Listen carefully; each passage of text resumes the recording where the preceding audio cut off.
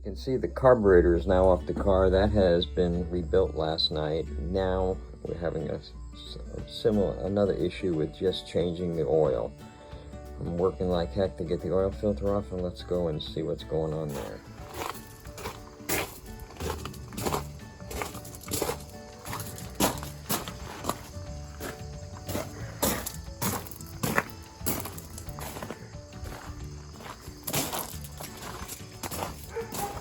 Yep, and here's the oil filter from hell. I've already mutilated it. Been working on it about 20 minutes, and see whatever I can do to get this darn filter off the car that's been sitting on the car for gosh knows how long. We kind of estimated if it got oil changes every 6,000 miles like it would years ago, this is probably the third oil filter. So it's been on here a while. Tried oiling it down. We're going to try pulling it off again. We had a little bit of success a second ago, so let's see if it'll give. Oh my gosh. I don't think you're supposed to epoxy your oil filter on, are you? Jesus, gosh. It'll come off. Let me put this down for a minute and work on it.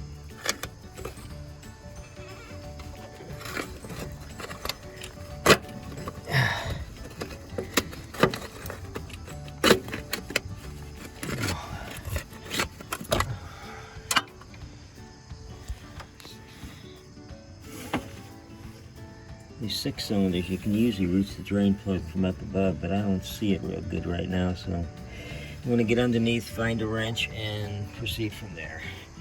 And this is where the carburetor used to be, and it'll be back on there today, hopefully. Looking for a filter and a fitting, or a fitting to bypass the filter and put our own filters in that are clear so we can see what's going on with the gas tank. I noticed the oil plug is very rusty, so I'm going to try a socket instead of a wrench on it to get a better grip.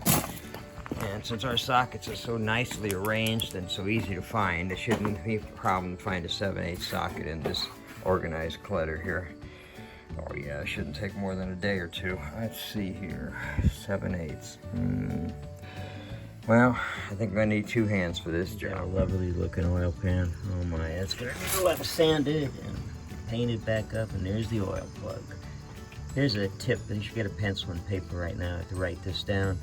If you're going to change your oil, you got a pen? Okay, good. You'd like to change your oil more often than every 20 years. I think it'd be a lot better for you. Oh, here we go. Another project from hell. Let's get this oil plug out. Went and picked up an oil plug Persuasion tool. You can get this at any local hardware store. See if it'll help. Oh my God. Oh my God, it actually moved.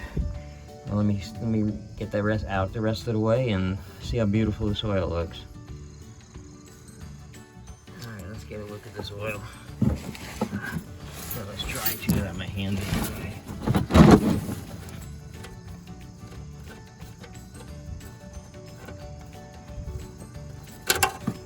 Oh, isn't that nice?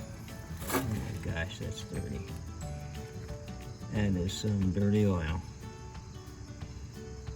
Yeah, time to go down the basement and find some new oil. Give this some new blood for the first time in gosh knows how many years. Jeez, that oil's dirty. That oil filter looks like it's been through a war. I think it was. I lost. Okay, I've got my pen grade oil from the basement. And the reason I use that is because it contains zinc, and these old cars need zinc, and as any of your old car guy knows, without the zinc the engine doesn't get lubricated very well. And zinc is not in very many oils anymore. This stuff's good. We've opened up an engine and we've seen it clinging to it. It really is some good oil. Oh, and that's my Dollar General bag that I picked up. Isn't that nice? It made it about 1 trip. That's why there's no handles on it anymore. Oh well. What do you want for a few bucks? Well, let's see if we can put the oil in. This car, which is a 66 Falcon, takes 4.5 quarts of oil, so you got to be careful not to overfill it. It's all the 6-cylinder Fords that I've had that have been Falcons have taken 4.5 quarts. Okay, the first thing I usually do when I get the oil filter out is I usually put a date on it. so I know when the last time I changed the oil. And let's see, today's date is, oh crap, I celebrated an anniversary 2 days ago. What day is it? Oh yeah, 13th, 20, and that sounds like a lucky number to work with today. And I usually put it on 2 different spots. And that helps me remember when to change the oil again.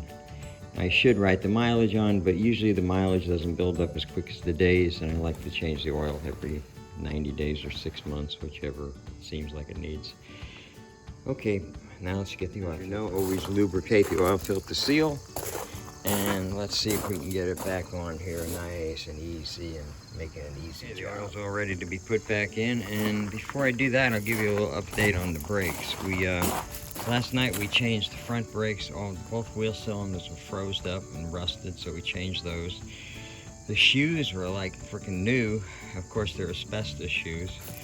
And the gas tank's back in the trunk. We haven't connected the filler yet because I want to do a little more cleaning out and see if it holds up. It's been patched and everything. We'll see if it holds up. I found that you can buy new ones on eBay, but they're quite pricey. They're about 300 bucks. So we're going to try this with a couple of filters in line, see how it works for a while, and if it doesn't, if it gives frustration, new ones are going to be on the way. And there's the original spare tire still in the car, back in the car. And that's about all we did so far. So let's get the oil back in the car and maybe today do the back brakes. Who knows? See what today brings.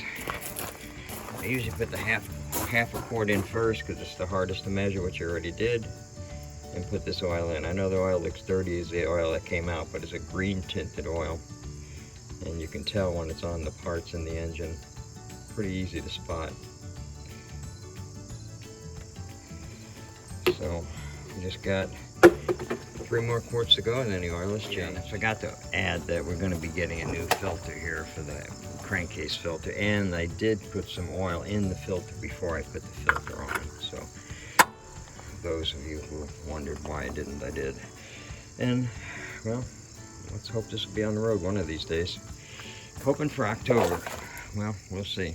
We didn't say which October now, remember.